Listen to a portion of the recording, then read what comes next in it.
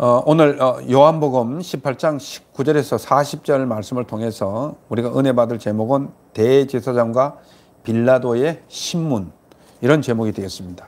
그래서 먼저 시간에는 예수님이 잡히시던 날 밤, 이란 제목으로 예수님은 지상에서 마지막 날 밤 산헤드린 공회에 의해서 결정된 대로 유다의 인솔아의 군대와 대제사장과 바리새인들에게 체포되어 가야바의 장인 안나스에게 끌려왔습니다. 그래서 한 제자는 그 뜰에 들어가고 베드로는 밖에 있었습니다. 그런데 대제사장 집에 들어간 다른 제자가 어린 여종에게 베드로를 데려오라 할 때에 당신도 예수의 제자라 말할 때 그렇게 열정적으로 예수님을 따르던 베드로는 나는 그를 모른다고 부인했습니다. 그래서 이 시간에는 예수님이 대제사장과 빌라도의 신문을 받을 때 어떻게 대처했는지를 생각하면서 은혜 받기를 원합니다. 오늘 대제사장이 예수님께 질문하는 것은 무엇입니까? 우리가 19절을 봅니다. 대제사장 안나스가 예수님께 신문을 합니다. 그의 공식적인 대제사장은 가야바인데 예수님이 체포되어 온 곳은 안나스에게로 옵니다. 이것은 24절에서 명확하죠. 굳이 해석한다면 안나스는 단지 원로로서 창건한 것이라고 볼 수 있습니다. 이런 이유는 다른 복음서들이 안나스에 의한 신문을 전하지 않고 가야바에 의한 신문만을 전하고 있는 것을 일치시키려는 그런 의도에서 비롯되었다, 이렇게 볼 수 있습니다. 그러나 실제로는 안나스의 신문을 봤는데 그 신문은 유죄를 위한 예비 신문이라는 것이 타당하다고 봅니다. 따라서 요한은 안나스에 의한 예비 신문을 전해주는 것이고 다른 복음서들은 가야바에 의한 공식 신문을 전해주는 것입니다. 그런데 왜 그 해의 대제사장이 아닌 안나스를 가리켜 대제사장이라고 했을까요? 또 신문도 안나스가 하고 있는데 그것은 원래 대제사장직이 종교식으로 말하면 종신직이라는 것입니다. 오늘날 이렇게 이해를 하면 되겠습니다. 보통 집사직은 1년직이잖아요. 서리 집사가. 근데 한 번 집사를 받고 그 다음 해에 서리 집사로 인정을 안 받았는데 그 사람은 평생 무슨 집사님 이렇게 따라다니지 않습니까? 마치 그와 같다, 이렇게 우리가 볼 수가 있겠습니다. 그런데 그는 이제 종신직이라는 것이었고 여전히 배후에서 그 안나스는 영향력을 행사하고 있었기 때문입니다. 그래서 참고로 3절에서 요한은 대제사장들이라고 표현을 쓰고 있는데 그것이 여러 사람이 대제사장직을 동시에 맡고 있었음을 뜻하는 것이죠. 그러니까 1년에 한 번씩 대제사장에 걸쳤던 사람들은 다 그를 지칭해서 대제사장이다. 그래서 특별히 요한은 이 안나스가 신문을 내기 때문에 이 사람을 지칭해서 대제사장이다, 그렇게 얘기를 하고 있습니다. 그래서 공식적인 대제사장은 누굽니까? 가야바죠. 예, 그렇게 이해를 하면 되겠습니다. 그래서 대제사장은 예수님의 제자들과 그의 교훈에 대한 질문으로 시작을 합니다. 사실 공간범서가 전하는 가야바의 질문과 사도 요한이 전하는 질문의 핵심이 다르게 나타나지요. 그런데 가야바의 신문은 예수의 인격, 곧 예수가 메시아인 것인가에 초점이 맞춰져 있습니다. 그러나 오늘 이 요한복음은 이 안나스의 신문은 예수의 의도들의 초점이 맞춰져 있습니다. 예수님이 어떤 잘못을 했는지 그 의도에. 그래서 안나스는 두 가지를 묻는데 하나는 예수의 제자들에 관한 것이고 다른 하나는 예수의 제자들에 관한 것이고 다른 하나는 그의 교훈에 관한 것입니다. 예. 예수님이 제자들이 활동했던 것들을 조사하는 것을 시작하는 것입니다. 그래서 전자는 제자들의 숫자, 성향, 그리고 제자들을 불러 모으는 이유 등에 관한 것일 수 있습니다. 그리고 후자는 다음 두 가지를 해석할 수 있는데 예수의 가르침을 통해서 어떤 것을 기대했는가, 즉 교훈들이 지향하는 바가 무엇인가 하는 것으로 예수가 제자들을 규합하여 무력혁명을 일으키지 않았는가에 대한 의구심에 깔려 있다고 할 수 있습니다. 그래야지만 폭동을 증명할 수 있고 나라를 전복할 수 있는 것을 증명할 수 있기 때문에 이것을 가지고 가야지만 빌라도의 법정에서 판결을 유도해냈었기 때문에 이런 질문을 지금 하는 것을 볼 수 있습니다. 그래서 예수가 가르치는 중심 교리가 무엇이냐 하는 것으로 예수의 가르치면서 구약의 교훈에 반하는 이교도적인 사상을 찾아내는 그러한 정죄하는 의도도 그에게 있었습니다. 굉장히 교활한 질문이죠. 그에 대한 예수님의 대답이 무엇입니까? 오늘 20절에 봅니다. 예수님은 내가 세상에 드러내놓고 말했다고 했습니다. 다시 말해서 나는 공개적으로 말했지 은밀하게 말한 적이 없다. 그리고 모든 유대인들이 모이는 회당과 성전에서 항상 가르쳤다. 공개적인 장소에서 가르쳤다고 얘기를 하고 있습니다. 무엇보다 은밀하게 아무것도 말하지 않았다고 했습니다. 은밀한 곳에서 비밀스럽고 파괴적인 것을 나는 가르치지 않았다는 것입니다. 그러나 예수님은 제자들에 관한 대답은 하지 않았습니다. 안나서는 예수의 가르침이 이교적이고 폭력적이라 인정할 만한 혐의를 찾으려고 했지만 전혀 찾지 못하고 그냥 수포로 돌아갔다는 것을 볼 수 있습니다. 그래서 예수님은 대제사장들이 질문하는 의도에 대해서 반문하시는 것은 무엇입니까? 그래서 21절에 보면 예수님 그렇습니다. 그런데 어찌하여 내게 이렇게 신문하느냐는 것입니다. 예수님은 안나서가 의도하고자 하는 어떤 내용도 말씀하지 않았습니다. 예수님은 그의 물음 자체가 어리석은 것인 것을 지적하는 셈이 되는 것이죠. 안나서는 이미 예수를 책잡기 위해서 그에 대해서 여러 가지를 알아보기 때문입니다. 내 말을 들은 자들에게 한번 물어보시오. 내 말을 듣고서 내가 어떻게 잘못되었는지를 한번 확인해 보라는 것입니다. 그래서 유대인의 재판 원칙은 피고가 자신에게 불리한 증언을 하도록 강요받을 수 없으며 피고의 진술을 유죄의 근거로 삼을 수 없게 되어 있습니다.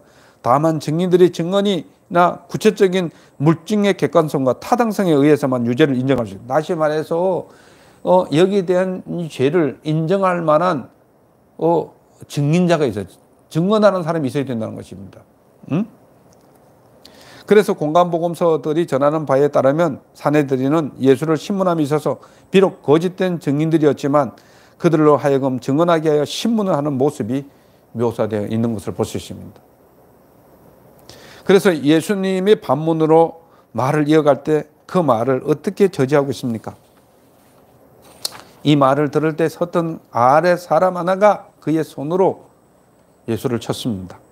이 사람은 대제사장의 경호원이나 사내들인 경비원, 안나스를 대하는 태도에 불손하다고 느꼈는지 손으로 쳤다는 말은요, 뺨을 때렸다고 얘기를 하고 있는 것입니다.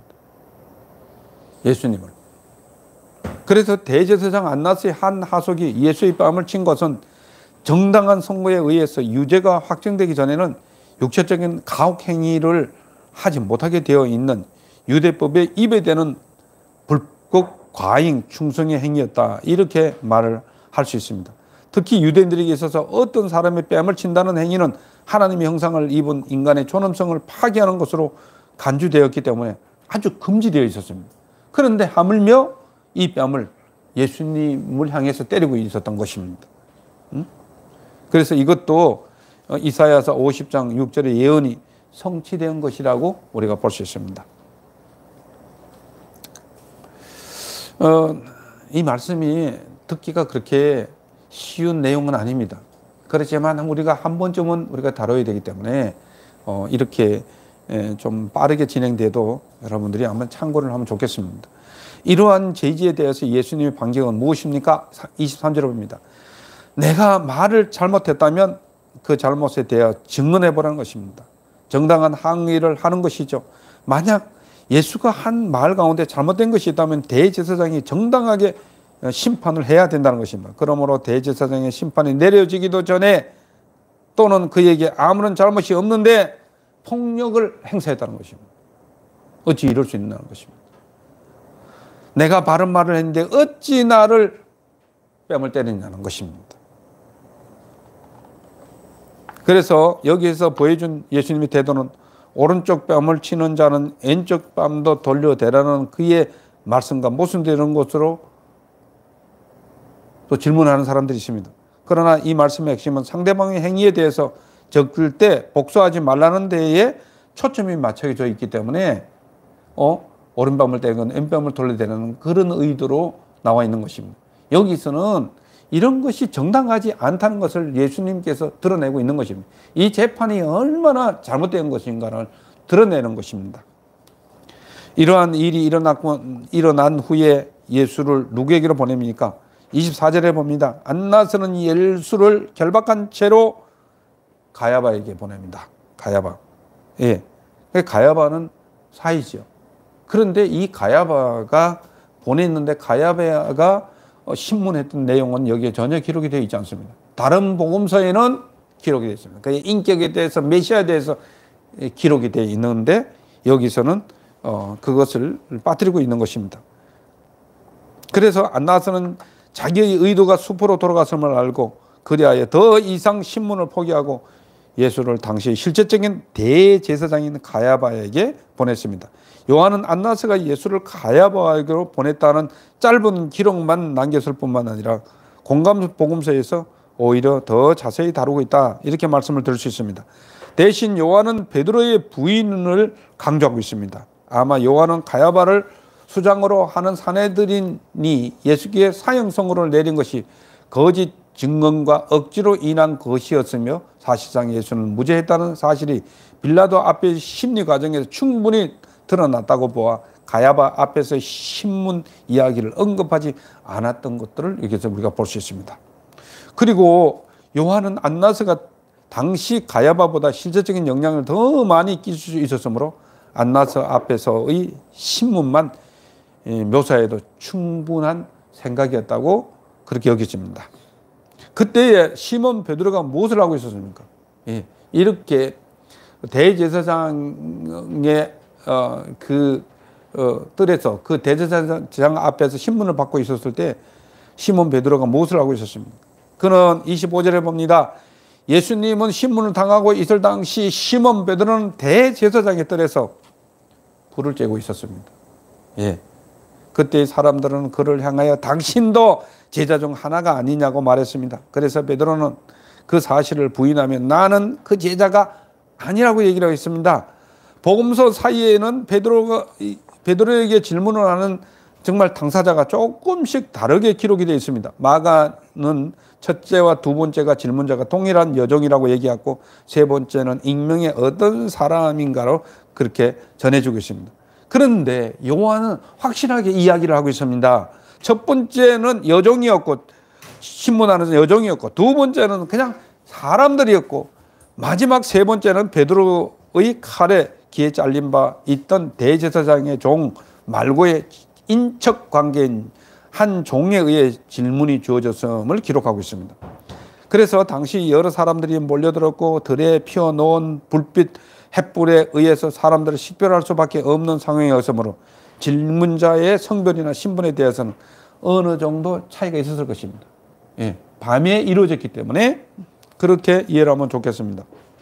그래서 공간복음서에 의하면 베드로가 예수를 모른다고 부인하는 강도가 질문의 횟수가 거듭됨에 따라서 아주 강해지는 것을 볼 수 있습니다.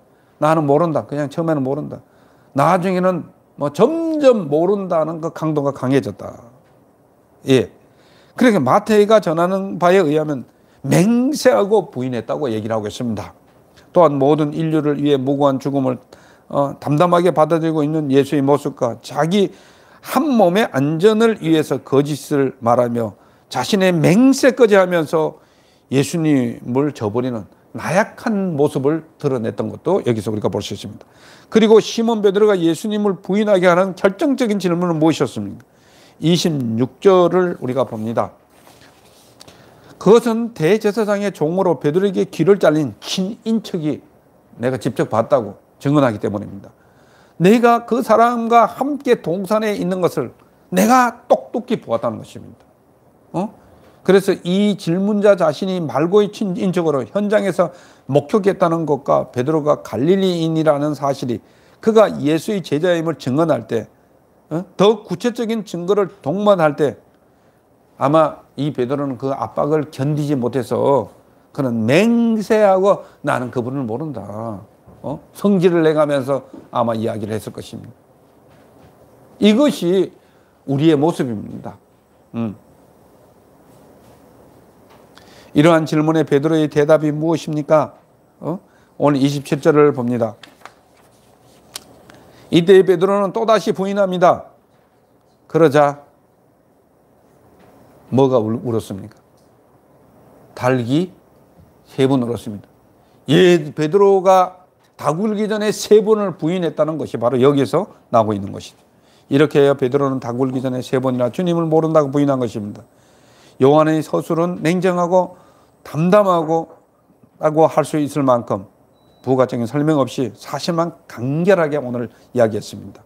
그래서 마태복음 26장 74절에는 베드로의 부인 속에는 자기의 맹세를 단 몇 시간도 견뎌내지 못하는 그의 나약한 모습과 불안함이 상징으로 잘 암시되어 있다. 이렇게 말씀을 드리십니다.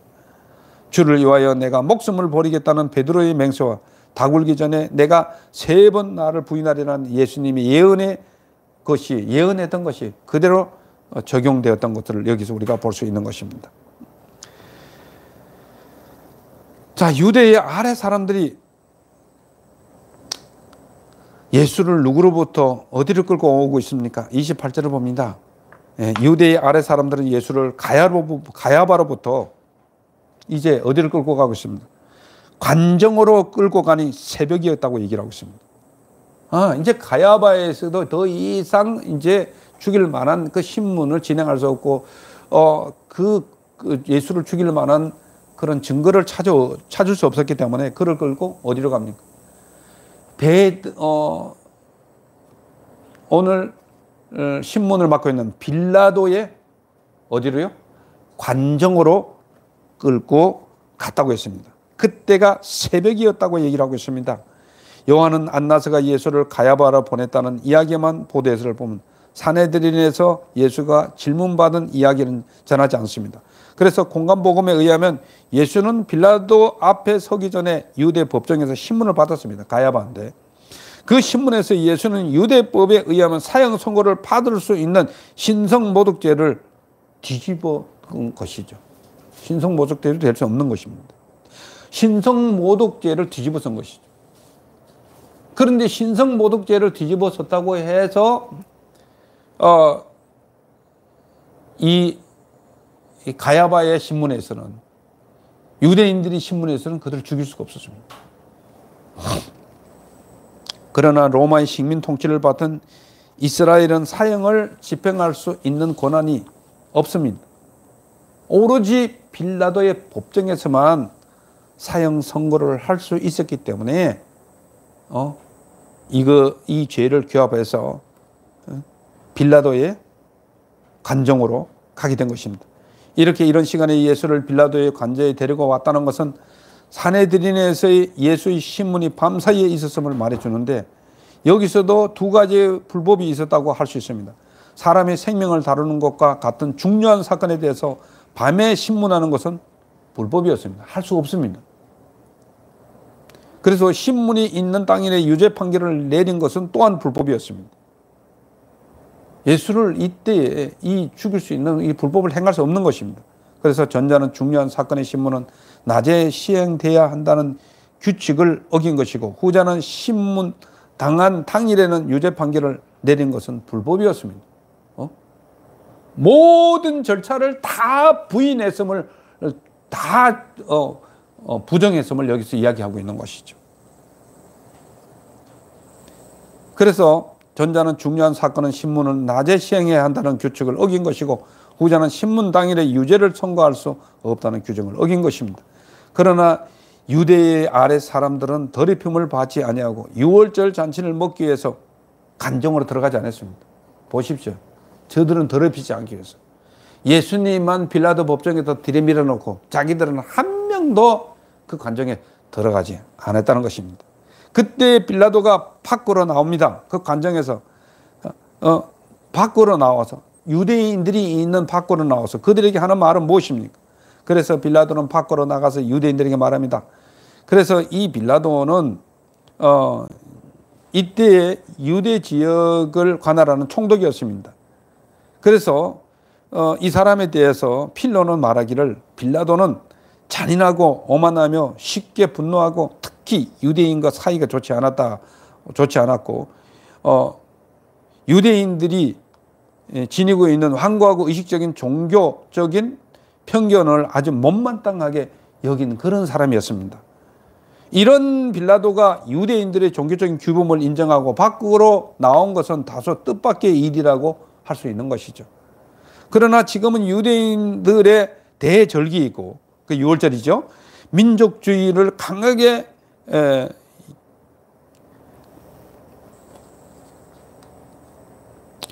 민족주의와 강하게 결부된 그들의 종교적인 감정은 언제라도 폭동으로 일어날 수 있기 때문에 빌라도가 이 관정에서 나와서 유대인들을 대했다고 볼 수 있는 것입니다. 그래서 그는 쉬어야 할 새벽임에도 불구하고 밖으로 나와 신문을 시작한 것입니다.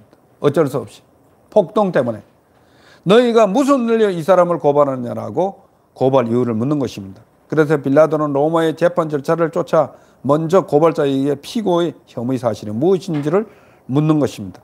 그래서 그들의 대답은 무엇입니까? 30절에 보면 이 사람이 행악자가 아니라면 우리가 왜 당신에게 넘겼겠습니까? 이야기를 하는 것이죠. 행악자라는 것입니다. 그러므로 이 사람으로 행악자로 빌라도에 넘긴 것입니다. 그래서 유대인들이 예수를 사형에 처함이 마땅하다고 결정한 것은 예수가 스스로 하나님의 아들임을 밝혀 신성모독죄를 지었다고 고발하는 것입니다.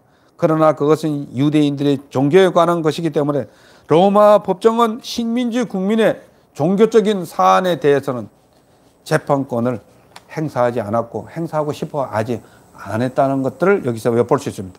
이것을 알고 있는 유대인들은 로마 법정으로 사형 선고를 이끌어내기 위해 비종교적인 제목으로 예수를 고발했지만 그것이 전혀 구체성이 없는 그냥 행악자라고만 그냥 두리뭉실 행악자라고만 제목을 붙인 것입니다. 그러므로 빌라도는 그 이유에 대해 다시 요청하는 것은 무엇입니까? 31절을 봅니다. 빌라도는 너희가 그를 데려다가 너희의 법대로 재판하라. 나는 너희들에 대한 이 종교적인 재판을 나는 할 수 없다. 여기서는 그런 재판하는 곳이 아니야. 이렇게 말을 하는 것입니다. 그래서 유대인들은 무리에게 사람을 죽이는 권한이 우리는 없습니다. 이 사람은 반드시 죽여야 됩니다. 사형의 언도에 옮기는 언도를 내려야 됩니다. 신성모독죄를 졌기 때문에. 그러나 빌라도는 유대인들에게 제기하는 소송은 유대인의 자신의 문제라는 것입니다. 유대인들이 예수를 죽이려는 목적도 알고 있지만 예수님으로부터 죽일 죄를 찾지 못한다는 것입니다. 그런데 유대인들은 그들이 판결한 바를 빌라도에게 추인해 달라는 것입니다. 그러므로 빌라도는 그 당시 유대 지도자들과 사이가 좋지 않으므로 때가 유대인이 6월절이기에 예수를 넘겨주므로 그 좋은 관계를 회복하고 싶었던 것이죠. 원래는 여기서 응하지 않고 딱 끊어버리는 것입니다. 그러니까 여기서 재판할 수 없습니다. 이래 하지만 그렇지만 폭동을 두려워해서 유화적인 제스처를 취하는 것이다. 이렇게 볼 수 있습니다. 이러한 내용이 오고 가는 사유는 무엇이라고 생각하십니까? 예, 32절을 봅니다. 이러한 말이 오고 가는 것은 예수님이 어떠한 죽음으로 죽을 것을 가리켜 하는 말이라는 것입니다. 예수님이 이렇게 죽으신다는 말씀을 즉 예언으로 응하기 위해서 이 절차가 계속 진행되고 있습니다. 유대인들은 예수를 죽일 것을 결정하고 이제 로마법을 통해서 결정권을 관철하게 하고 싶어 했습니다. 만약 예수님께서 로마 법정에 의해서 사형 집행을 선고받는다면 그것은 곧 십자가의 죽음을 의미하기 때문에 이것을 어떻게 하든지 관철시키는 것입니다. 힘으로 몰아붙이고 무력으로 몰아붙이는 것입니다. 이 모든 것을 결코 우연한 것이 아니라 하나님 뜻에 의해서 되어지는 것이며 예수님께서 이미 예고하신 바가 성경에 구체적으로 나와 있습니다. 그래서 빌라도가 다시 관정으로 들어가 예수께 하는 질문은 무엇입니까? 33절을 봅니다. 33절을 봅니다. 그래서 빌라도가 관정으로 들어가서 예수를 신문합니다. 빌라도는 유대인들이 자기들이 종교적인 규범을 준수하기 위해서 관정에 들어가지 않고 예수만 인도한 후 밖에서 기다리고 있으므로 빌라도가 왔다 갔다 신문을 하는 총극이 벌어지고 있는 것입니다. 자기들은 거기 들어가면은 자기들이 뭐죠? 자기들의 몸을 더럽히기 때문에 들어가지 않고 빌라도만 왔다 갔다 하면서 관정에 들어가서 예수께 물어보고 밖에 나와서 또 이 유대인들에게 또 물어보고 이런 일들이 벌어지거든요. 그는 예수를 불러 내가 이제 관정에 들어가서 그는 예수를 불러 내가 유대인의 왕이냐 이렇게 묻는 것이지요. 그래서 누가복음에 의하면 유대인들은 예수를 다음 세 가지 제목으로 고발했습니다. 예수가 유대인을 미혹하는 행동을 고발하고 또한 두 번째는 가이사 즉 세금 문제로 고발하는 것을 볼 수 있습니다. 가이사의 것은 가이사의 것, 하나님의 것은 하나님의 것. 그에 대한 고발을 하고 또한 자기를 가리켜 유대인의 왕이라고 선언합니다. 그래서 본문에서 빌라도는 그 가운데 정치적인 문제와 관련된 것에 신문하고 있는 것입니다. 그렇기 때문에 첫 번째와 두 번째 고소 내용은 빌라도에게 문제가 되지 않았습니다. 다시 말해 첫 번째 고소 내용은 유대인을 내부 문제로 그들을 스스로 결정해야 하는 것이었고, 두 번째는 빌라도가 이미 알고 있는 바 로마 황제에게 세금 바칠 것을 강요하는 총독에게 대해서 계속해서 반항해 온 것으로 완고한 저항으로 그냥 보았습니다. 그러므로 본절의 질문은 세 번째 고소 내용인 정치적인 의미에 초점이 맞춰져 있습니다. 아마 빌라도가 예수가 추구하며 가르쳐왔던 영적인 왕에 대한 의미를 생각조차 할 수 없을 것이었습니다. 결국 빌라도는 이 질문의 요지는 예수가 무력으로 유대를 로마로부터 해방시킬 왕이라는 것입니다. 이걸 찾고 싶어 한 거예요. 예수님이 말하는 왕은 우리가 영적인 왕으로 얘기를 하고 있는데 이 유대인들이 예수를 고발한 것은 그가 정말 세상적인 정치적인 왕으로서 이 로마를 전복시킬 수 있는 그러한 거리를 제공했다고 한지도 모릅니다. 참 정말 엄청난 음모지요. 그래서 예수님은 34절에 봅니다. 예수님의 대답은 이 말은 당신이 하는 말이냐 아니면 네가 다른 사람 말을 인용한 것이냐 이렇게 묻는 것이죠. 그래서 유대인들이 빌라도의 예수를 가리켜 자칭 왕 그리스도라고 하는 자라고 고소했을 때 그들은 빌라도가 그 고소의 내용을 정치적인 의미로 해석하기를 그는 바랬습니다.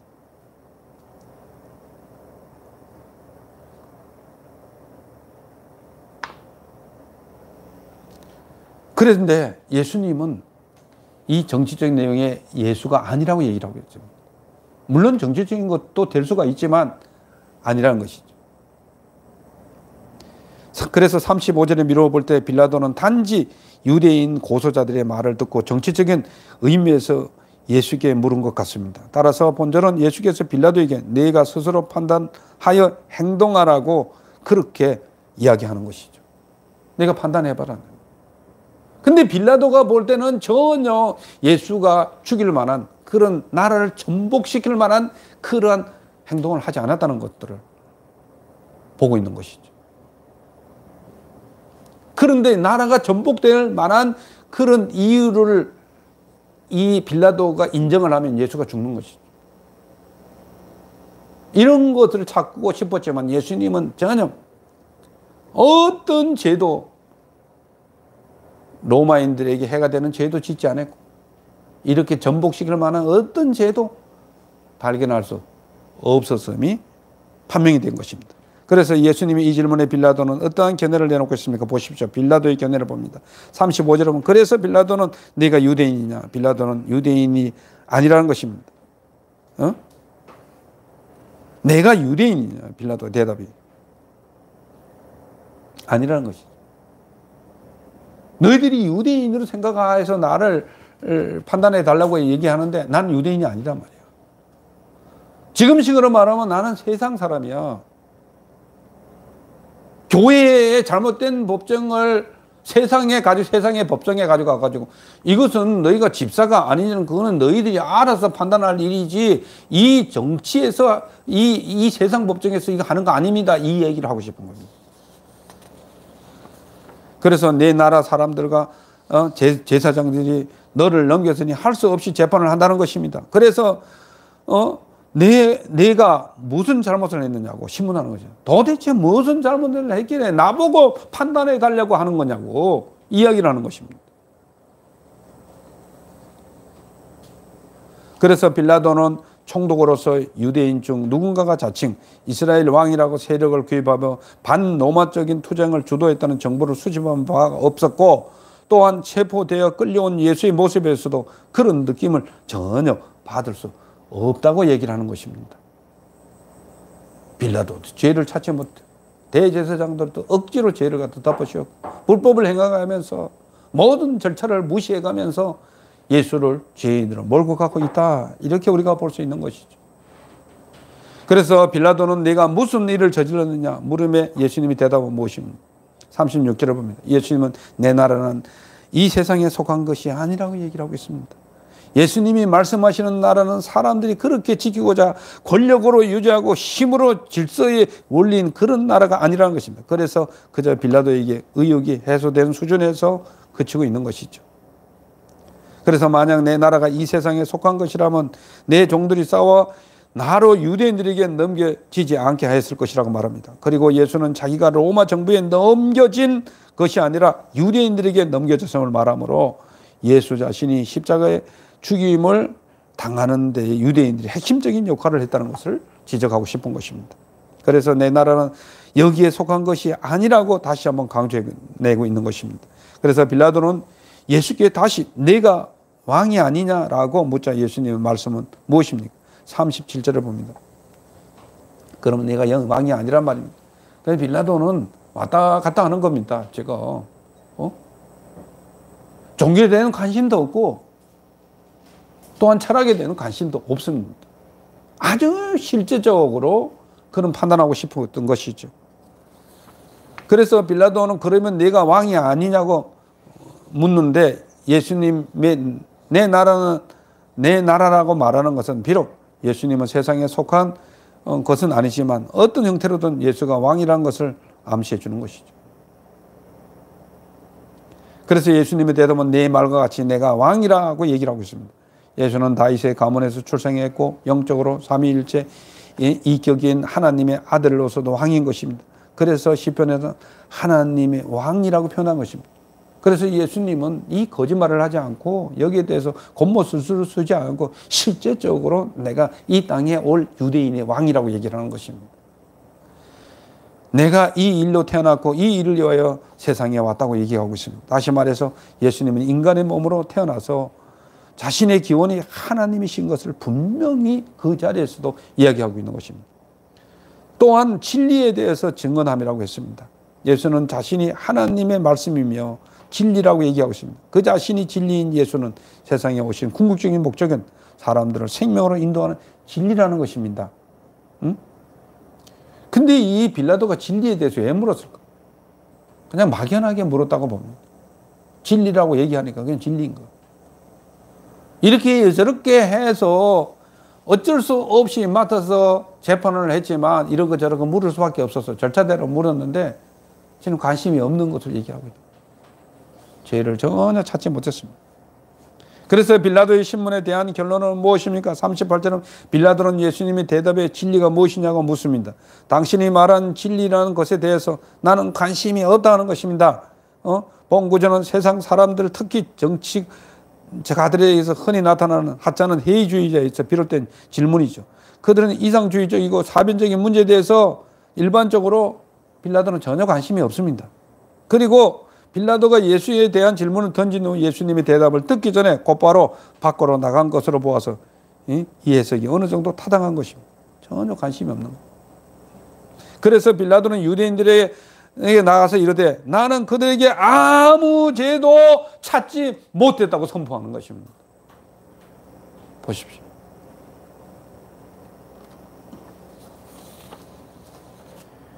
그래서 빌라도는 예수님에 대해서 어떠한 면죄부를 유대인들에게 제시하고 있습니까? 풀어주고 싶어 했죠. 39절을 보면 나에게는 6월절이면 너희에게 범죄자 중 한 사람을 놓아주는 전례가 있다고 말합니다. 그는 자신이 말한 바 예수의 무죄를 확인하였으므로 유대인들의 동의를 얻어 물을 것 없이 예수를 석방해야만 했습니다. 그런데도 이 사람은 의부전에서 이 유대인들의 폭동이 일어날까 봐 그들의 눈치를 보면서 이런 전례가 있는데 이 예수를 풀어주고자 한다, 이 얘기를 했습니다. 이것을 제시하는 거죠. 흥정을 하는 것이죠.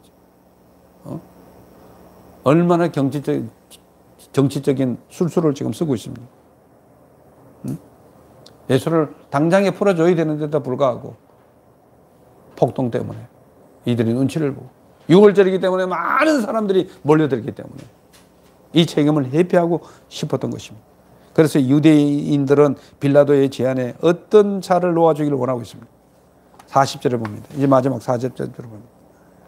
그들은 예수를 놓아주기를 빌라도가 원했지만 빌라도의 말에 유대인들은 소리 질러 말합니다. 이 사람이 아니라 누구를 놓아달라고요? 바라바를 놓아달라고 얘기를 하고 있습니다. 바라바를. 응?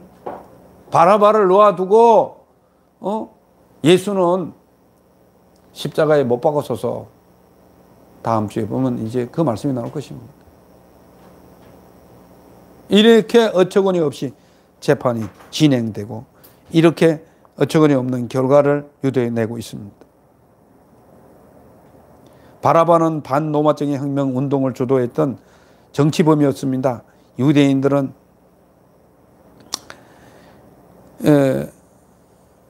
예수를 정치적인 왕, 즉 정치범으로 고소한 반면 진짜 정치범은 놓아달라고 요구했기 때문에 이거 완전히 그냥 거꾸로 지금 모든 판결이 진행되고 있는 것을 볼 수 있습니다.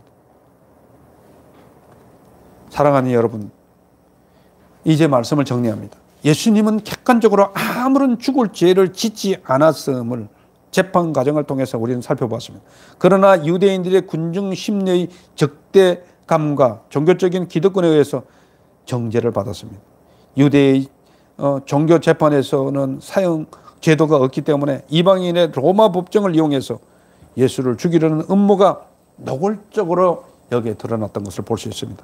우리가 예수를 믿는다면서 성령 하나님께서 우리를 진리로 이끌음을 받지 않는다면 우리도 유대인들과 같이 하나님의 음성을 듣지 못하며 우리 역시 그들과 다를 바가 없을 것입니다. 우리 역시 이제 베드로처럼 우리 위험 앞에서는 예수를 부인할 수밖에 없는 것이 우리의 나약한 인생인 것입니다.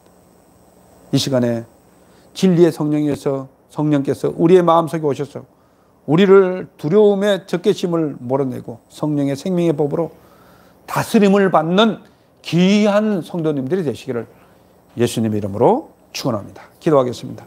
하나님 아버지 감사합니다. 오늘 우리는 대제사장과 빌라도의 신문을 통해서 예수님이 죄 없음에도 불구하고 인간의 죄성 때문에 예수 그리스도를 죽음의 사지로 몰아냈던 것들을 우리는 보았습니다. 하나님 아버지 오늘도 우리 속에 생명의 주 되시는 예수 그리스도가 없이는 우리는 이 세상의 불법에 우리가 굴할 수밖에 없고 불법에 따라갈 수밖에 없고 정말 우리는 죄의 법을 지을 수밖에 없고 죄성으로 따라갈 수밖에 없는 우리들을 아버지 하나님 예수 그리스도를 믿게 함으로 말미암아서 우리의 심령 속에 성령을 보내주심으로 말미암아서 불법을 이기고 죄를 이기고 질병을 이기고 이 세상의 모든 악한 것을 이길 수 있는 그런 능력 있는 삶을 살 수 있도록 도와주시옵소서. 그래서 우리에게 성령의 충만함을 주께서 허락해 주시옵소서. 예수님 이름으로 축복하며 기도하옵나이다. 아멘.